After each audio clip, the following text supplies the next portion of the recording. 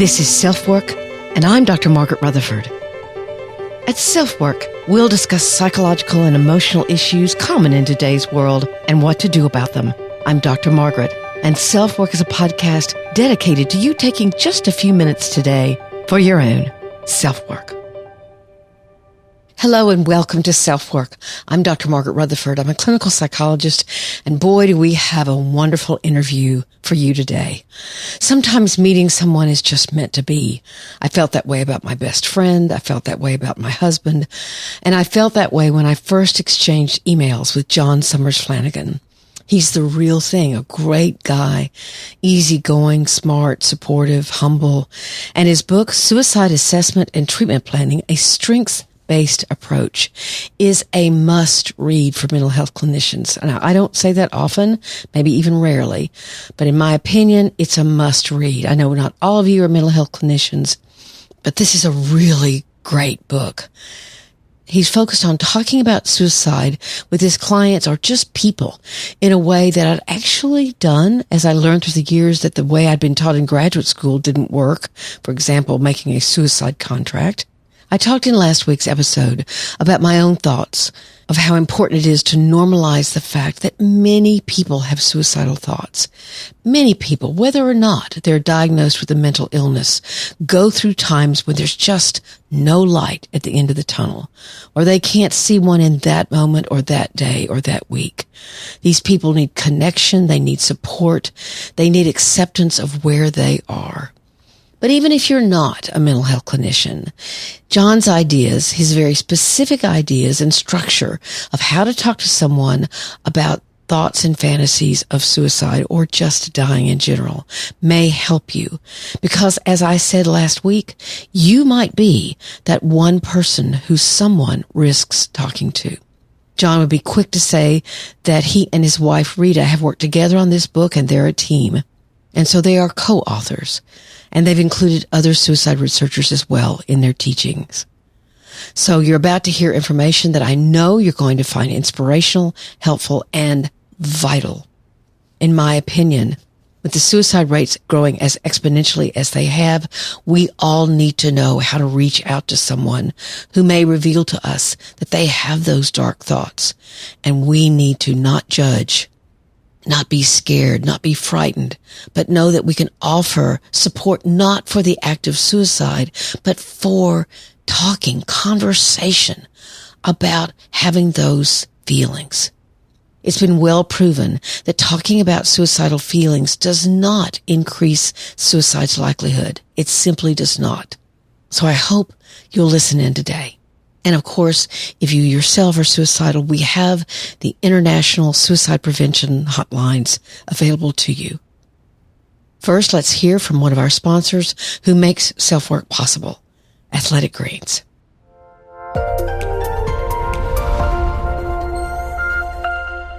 What better time than now to decide that you're going to do something for yourself in 2023 that will only add to your sense of well-being, where you can begin every single day with an act of true self-care, not a bubble bath, not even a therapy session, but by drinking one glass full of 75 high-quality minerals, vitamins, probiotics, adaptogens, and whole food source superfoods, which support everything from your gut to your immune system to your energy level. I use it every day and love this habit because if you're like me, self-care can get lost in a day full of kids, work, meals, and whatever else comes along. AG1 knows that people who listen to SelfWork are seeking to make their lives better. So Athletic Greens is going to give you a free 1-year supply of immune-supporting vitamin D and 5 travel packs with your first purchase. Become your own green machine in the first hour you're up and around. All you have to do is visit athleticgreens.com/selfwork. Again, that's athleticgreens.com/selfwork to take ownership of your health in 2023 and pick up the ultimate daily nutritional insurance.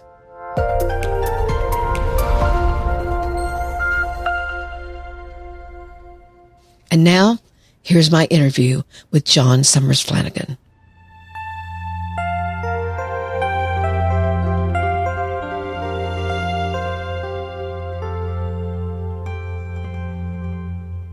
You know, John, I was told about you and your book and your approach to suicide assessment through a virtual friend of mine. I've never met her. She is the mother of a young man who killed himself after actually a school incident where one of his friends had called the school and said he is suicidal, and the counselor pulled him in and he said, "Oh no, it was just a weird night. I'm just fine." And so she's been searching obviously for answers. And she said, "I've never heard an approach more pragmatic, more eloquent, more complete than John and Rita's work." And so I immediately ordered your book and immediately reached out to you and said, "Can I use your materials in my teaching?" And you graciously said yes. So welcome to SelfWork, really. Welcome, welcome. Well, thank you very much. And I did listen to the episode with you and Aaron. Yeah, you and Aaron. I listened to that episode, and I've never met her either. And so I feel like after having listened to the episode that's high praise coming from her, given all that she has been through. And so, yeah, thank you. Now, I want to point out this book was written and you do research with your wife, Rita, right? Right. Yes. How long have y'all been doing that? Well, let's see. Rita and I will have been married.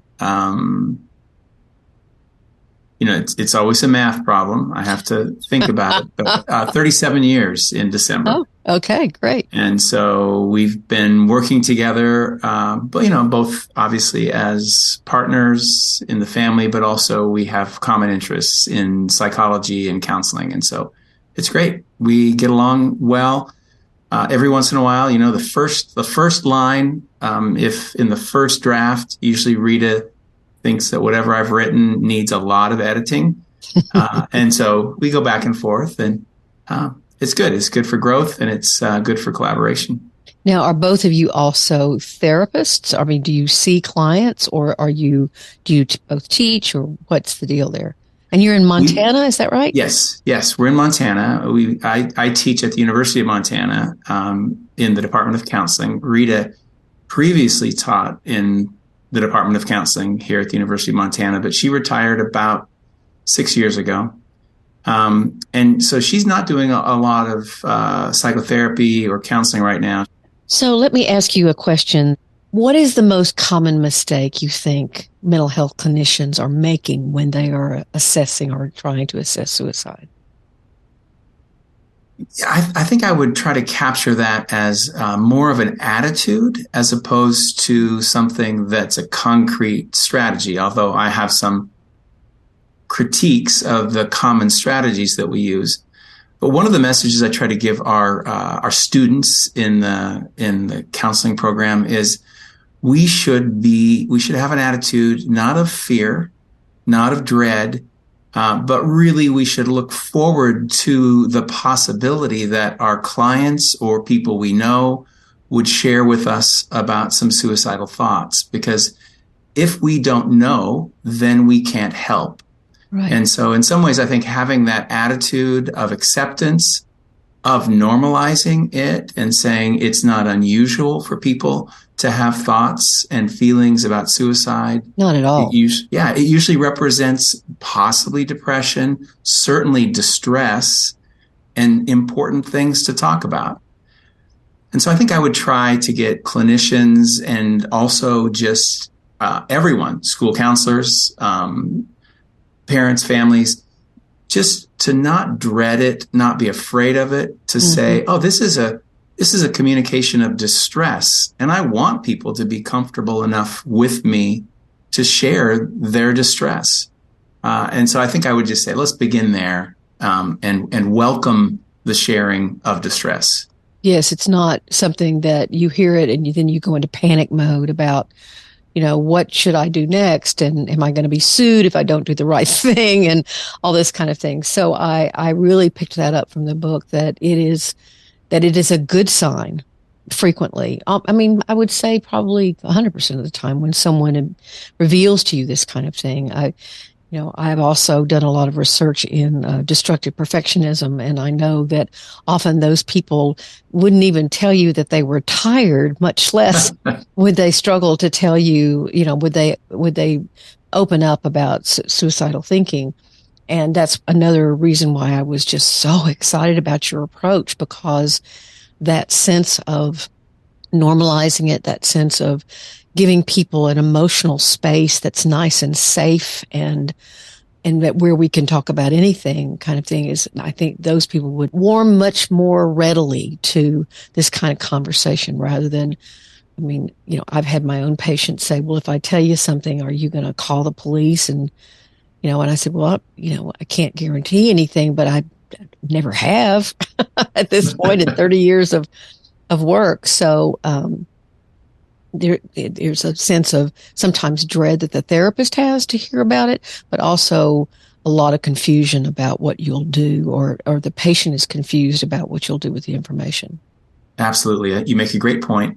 And one of the biggest fears that clients or patients have is that if I share with you that I'm thinking about suicide, you're going to hospitalize me. Boom. Exactly. Boom. Call the police, have me evaluated, taken away. And there are a number of reasons we shouldn't do that as clinicians. The first of which, hospitalization is linked to higher suicide rates. Exactly. And that's not for everyone, right? I mean, there are many times the hospitalization is helpful, especially if it's done collaboratively as opposed to coercively. And so I think to be able to, like you did, say to a client, oh, well, that's possible, but I've never done that. And what's important is for us to talk, because my goal is to help you feel better, to help you have a more meaningful and enriched life. And I know if you tell me that you're suicidal, that means there are some things going on that don't feel very good. Exactly. I mean, really don't feel good. Yes. I love Edwin Schneidman's work about psychache. Can you talk a little bit about, because I saw that, I went, oh, I think we're on the same page. Yes. Yeah, I could talk a long time, but one little anecdote is in 1973, he wrote the definition of suicide for the Encyclopedia Britannica. And his definition included the fact that suicide is neither an illness nor a sin. And what I like about that is, well, we do know sometimes suicidality is associated with a mental disorder or a particular problem. But I feel like that message is really welcoming, right? It's like, oh, it's not an indicator of those things. It's an indicator of what he referred to as psychache, which is incredibly intense emotional and psychological pain that usually comes from some part of living. And it may not even be, it could be that the person is just in a really terrible life situation. Right. And it's not about something inside them, right, but that they're feeling that incredible psychache or distress. And then the second part that goes with the psychache, which I know is when people are in that kind of immense pain, Schneidman said, then they have this experience of mental constriction, where all they can think about is continuing in their pain and misery, or stopping the pain and misery through death. And we also know that from later research after he made that theoretical statement. There's a fair amount of research that suggests that the higher the pain or distress that people are in, the less creative they are, the less good they are at solving problems. They start to see things as either or, and what some of the more recent researchers call it is problem-solving impairment happens. I'm taking notes because I learn a lot from people I interview. So there we go. Yeah, and I know that I've never met Bessel van der Kolk. I would love to one of these days, but I've certainly watched a couple of his seminars, and he talks a lot about how the DSM folks have pushed the medical model of depression and the medical model of everything else, PTSD, and he finds that their ability to incorporate anything like psychache or developmental trauma is something they're just so opposed to, rather than keeping in this case, keeping suicidal thinking, and I reread the exact criteria in the DSM-5 the other day, and it is if they want to keep that something as another box you check rather than as something you explore and want to increase this problem solving ability. You want to decrease that mental constriction and help someone and understand that that's what's happening with them. So can you speak to that at all? Yeah, I agree that the medical model has been promoted and pushed too far onto emotional and psychological problems. Certainly there can be overlap, and we don't want to exclude the possibility that people meet certain diagnostic criteria, which sometimes can be useful for treatment and research. But yeah, the idea that so the idea that it's a checklist that you can somehow check off. And one of the things, I went to a recent behavioral health seminar, and there's some people, in a hospital medical center setting, and they're very proud of having integrated and woven in this behavioral health initiative into their medical model. And as the woman's going through what they do, she says that they've got 3 minutes for suicide assessment. Well, that's certainly enough time. Well, yeah, you're not going to explore a lot of psychache or problem-solving impairment in 3 minutes. And so, yeah, it's a bigger issue than that. Yeah, did you keep your mouth shut, or what did you say? Well, I said 3 minutes is not very good, and yet it's better than nothing. So, I mean, I have a friend who's an emergency department doc. And one of his perspectives is, he wants to do gunshot wounds, and he wants to do medical emergencies.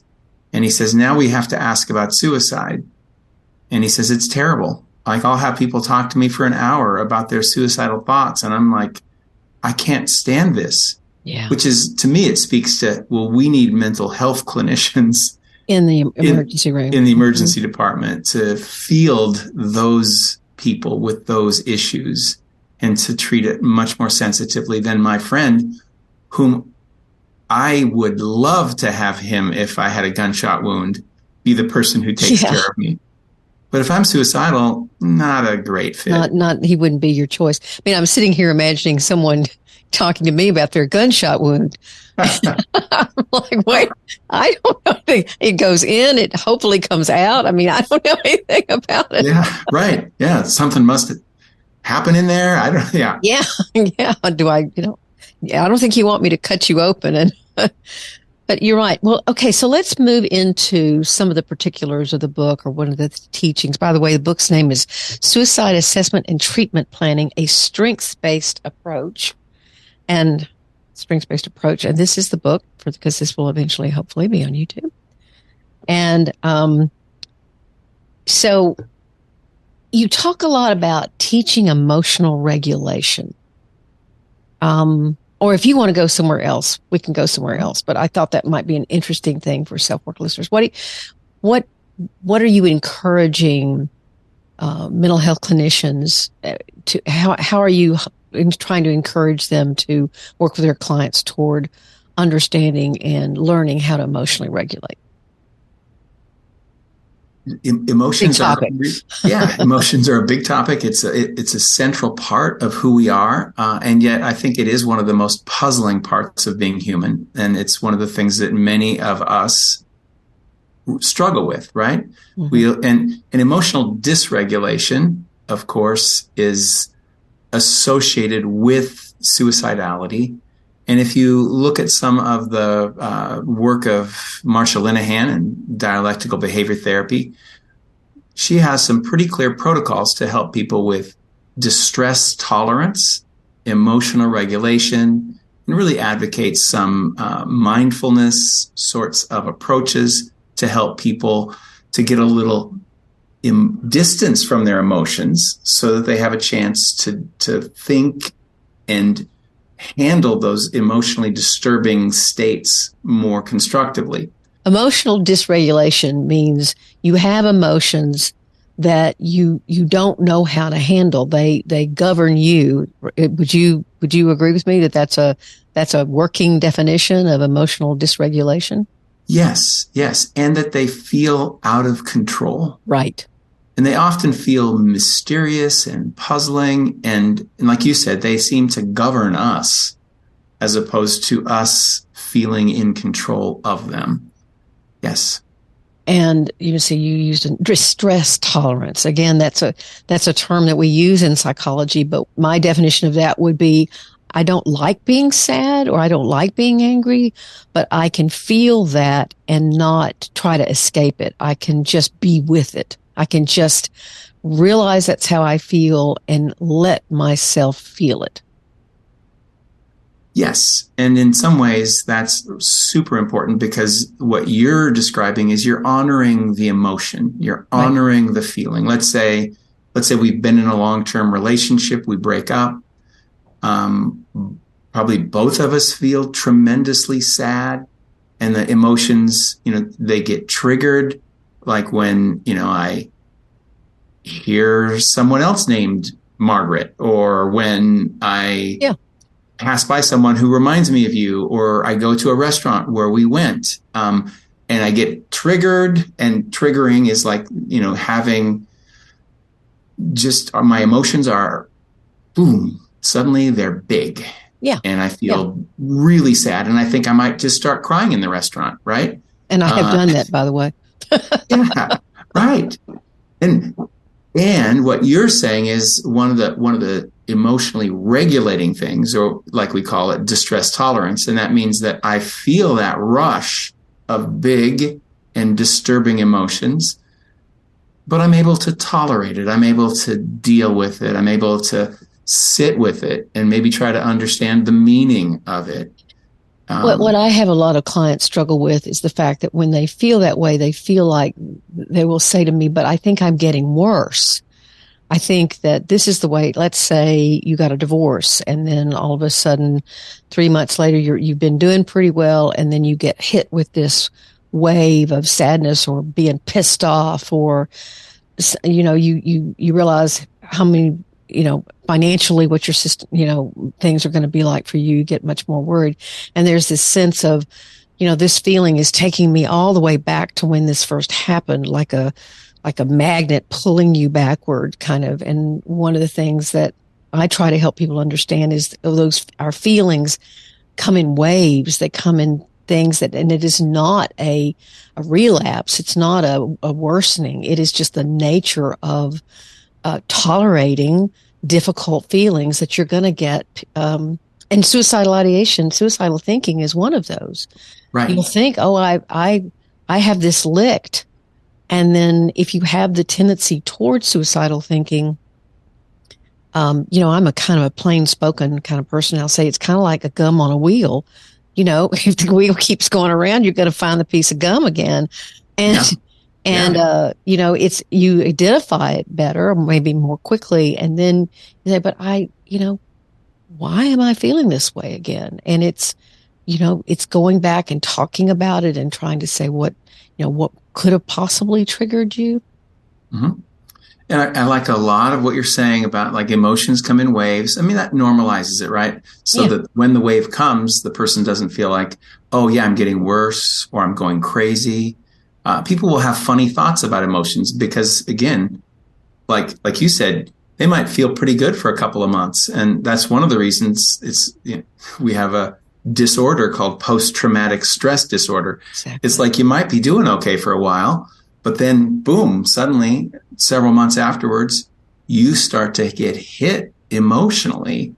And so to tell people that, it comes in waves. It sometimes will be hard to understand what's going on. But almost always, and Judith Beck said this from the cognitive behavioral perspective, that if we know what people are thinking and experience, their emotions almost always make sense. Yeah. And so if we can kind of pull back and get a little distance from it, will be able to figure out, oh, this is what's going on. Sure. It's this restaurant that's triggered me. It's the financial problems that have triggered me and brought me back into the pain of the divorce. And so then if we can feel a little more rational about our emotions, I think that can be overall a very helpful thing. So I imagine when people are sitting here listening, now I will say this, your book is written for clinicians. But I also think it would be helpful for other people to read. But let's say, okay, when are they going to get to talking about what if one of my friends was suicidal, or how would I know if my child was? What should I do?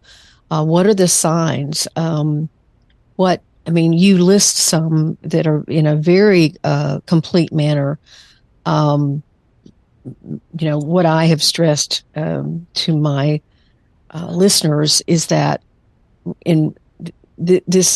these are the markers, or the markers you're talking about are ones for classic depression. I think there's some other ones for this sort of destructive perfectionist. But can you answer that question? What should people be watching for? Your question is great. I wish I had a perfect answer for it. I don't, because one of the problems is that there are no really good predictors or signs. As much as I wish I could say, well, for example, I could say a previous suicide attempt. Mm-hmm. That is probably the biggest sign that we have statistically, right? That if someone has made a previous suicide attempt, they're significantly more likely to die by suicide or to make another attempt. So we know that, and yet if they tell you about it. What's that? If they tell you about it. If they tell you about it. Yeah, we know that statistically, and we know that with a person if they tell us, right? But even so, there are many people who have made an attempt and they have a little bit of an epiphany, or they feel like, oh, I'm so glad that I'm alive. Yes. Right? Yeah. Yeah. So it's not just a previous attempt. It's a previous attempt plus dissatisfaction or anger or unhappiness about having not completed the first attempt. Whereas some people who make a previous attempt will have learned something in the process and bring it into their lives and then embrace life more fully. So what I would say is that there are signs, right? There are things to look for. Mm-hmm. The biggest thing to look for is change from what you think you've usually seen in your relationship with this person you love or care about. Another thing to look for is any sign of distress. If people are in distress, and if we were going to use Schneidman's word, we'd say psychache, right? Mm-hmm. They're in pain.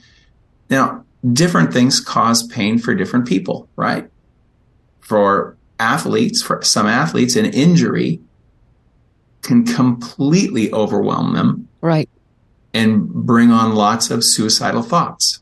And they, being in an athletic culture, would be quite disinclined to share that. Exactly. And so we know that loss is another thing that is pretty strongly associated with distress. And then distress is pretty strongly associated with suicidal thoughts. And again, one of the things we know is suicidal thoughts are not a great predictor of death by suicide because they happen so frequently.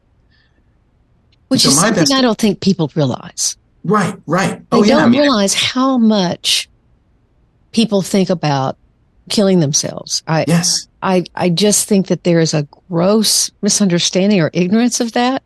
I mean, I've talked to hundreds of people over 30 years about having thoughts even when they were children or now or teenagers or whatever, that it's sometimes they're a little sheepish about telling me, but often they'll say, I really need to talk to you about this because it's, and we'll talk. And you had some great points on how to do that in your book. So it is, maybe people just don't want to think that exists. Maybe they just, it goes counter to what they think is normal behavior. Right. And people, it does run counter. I think people want to pathologize it, right? They want to make it an illness. Right. or they want to make it something terrible and bad. And when we think about it as something terrible and bad, if that gets conveyed to the whole culture, all of the American society thinks suicide bad, suicidal thoughts bad, and then they equate the two, then people are less likely to talk about them because they'll think there's something wrong with me or bad about me if I've had a thought about suicide. Well, as it turns out, 30 to 50% of high school students think about suicide sometimes. Right. And are bothered by those thoughts. How often do they talk about that? Not very often. And this is one of the problems in schools, is that then they try to do some suicide assessment in the schools.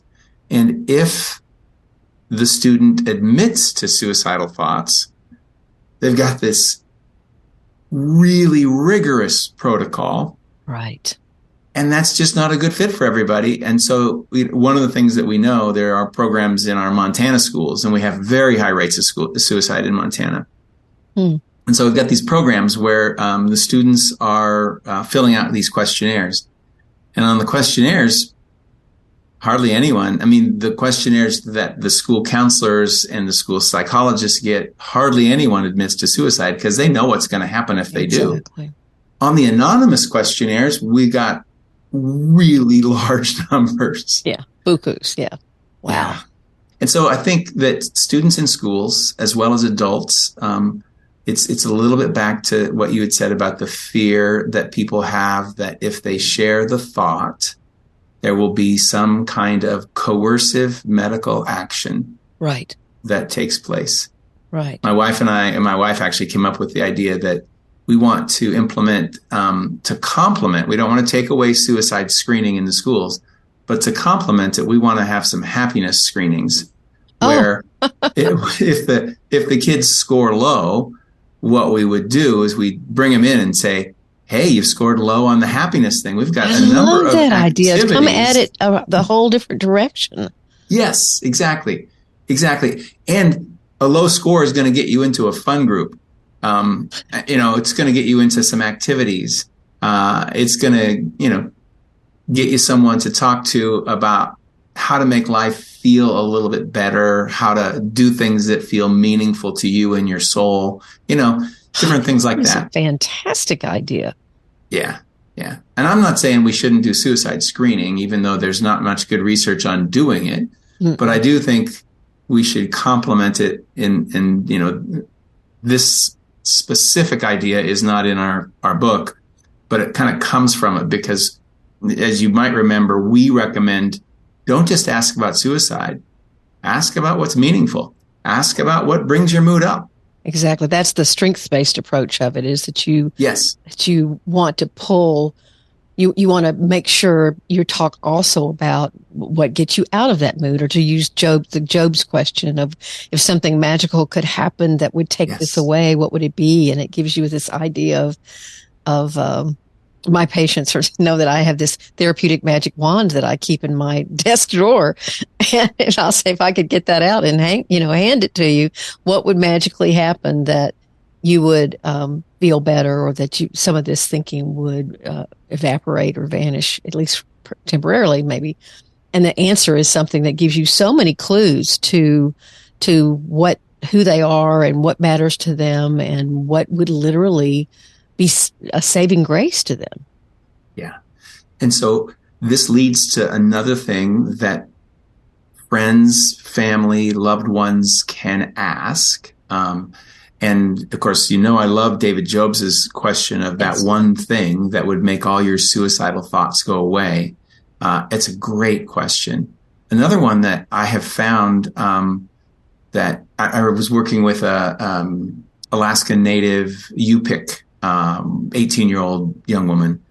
And I'm doing a standard suicide assessment and ask about, have you had some suicidal thoughts? It's not unusual. Yes, I have, she says. I ask her how often. A lot, all the time, daily. And then I remember to ask the strengths-based question, which is, and what's happening when you're not thinking about suicide? Yeah. And she looked almost surprised, like, oh, when I'm not thinking about suicide? And I say, yeah, exactly. She says, I'd be singing. And then I said, okay, singing. And then I said, what else would you be doing? And she said, writing poetry. And again, like that magic wand that you talked about, it sort of gives us an insight into what would help her therapeutically not think about suicide. And it comes from her. It's not like you are saying, well, I have found that swimming really helps or something. Yes. Research shows. That. Yes. I like to use a deep voice when I talk about research. Well, definitely. Yes. Yeah. You got to do that. Right. And her singing and poetry, right? They're both expressive things. And so I think to myself, well, part of our work together is going to be to help her express herself in the ways that she finds meaningful and therapeutic. Right. Oh, this is just a wonderful conversation. And I'm trying to think, is there a direction you're going yourself where listeners, I mean, can people come hear you speak, or how do they get more of John Summers Flanagan? Well, I do have a blog. It's johnsummersflanagan.com, no hyphen. Yeah. And I will try to announce when I'm speaking different places. And of course, right now I have a small grant from the Arthur M. Blank Foundation to. Arthur Blank is the owner of the Atlanta Falcons. Really? One thing. And he's super interested in Montana, and he has funded a lot of suicide prevention stuff. So I made a proposal. And so right now, one of the things that we're doing is evidence-based happiness workshops for educators throughout Montana. And so I have one this afternoon. I'm going to a small school with about 25 educators, and I'll talk with them for about an hour and a half about some evidence-based happiness things that they can weave into their own lives. Sure. And they also can possibly, if they want to, and I don't want to, push teachers to do things that are burdensome, busy because people. they already have a ton to do. But I'm going to encourage them to think about how this might be integrated into their classrooms.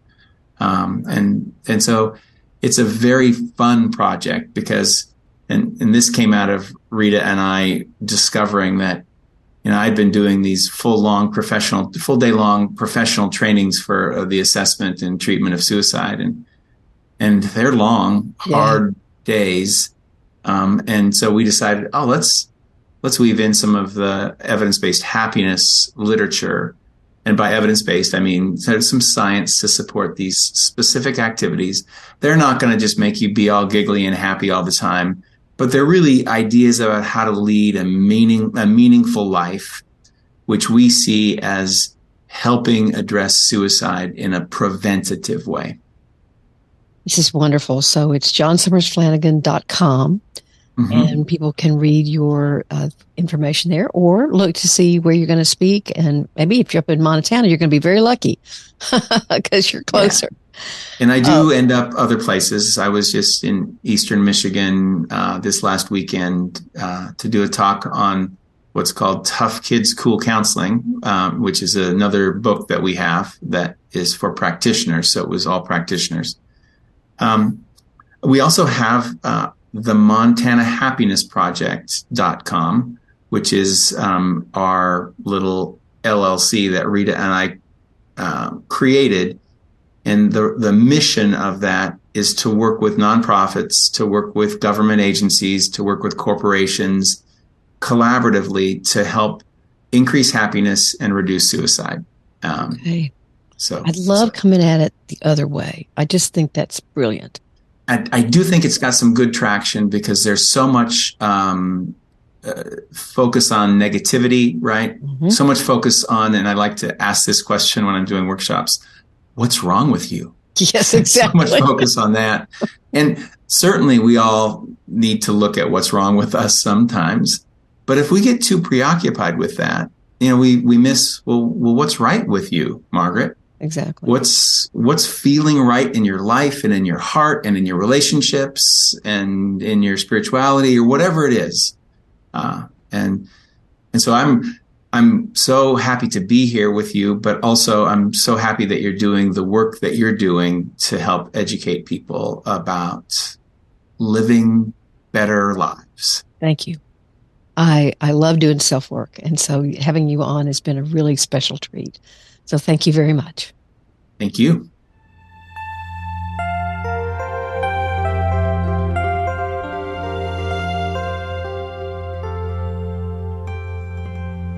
Thank you so much for being here today.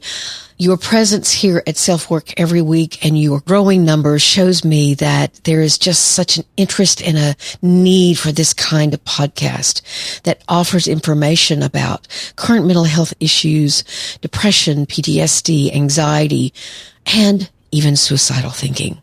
If you have any questions for me, email me at askdrmargaret@drmargaretrutherford.com or leave me a message on my website at SpeakPipe. You can also find that SpeakPipe app in your show notes. And I certainly will read your question. I can't answer all of them anymore because there are too many, but I do try to save them and then group them together so that I can try to answer them as best I can. Perhaps not specifically yours, but at least answer the questions noted. Got a lot of stuff going on in April and May. Going to be excited to share with you. I'm talking with several groups of construction workers whose suicide rate is very high for their occupation. So that's in early April and also in early May. And if you'd like for me to speak to your group, please contact me at askdrmargaret@drmargaretrutherford.com. I'd be more than happy to do that either virtually or, of course, in person. Thank you for honoring me and SelfWork with your time. Please take very, very good care of yourself, your loved ones, and your community. I'm Dr. Margaret, and this has been SelfWork.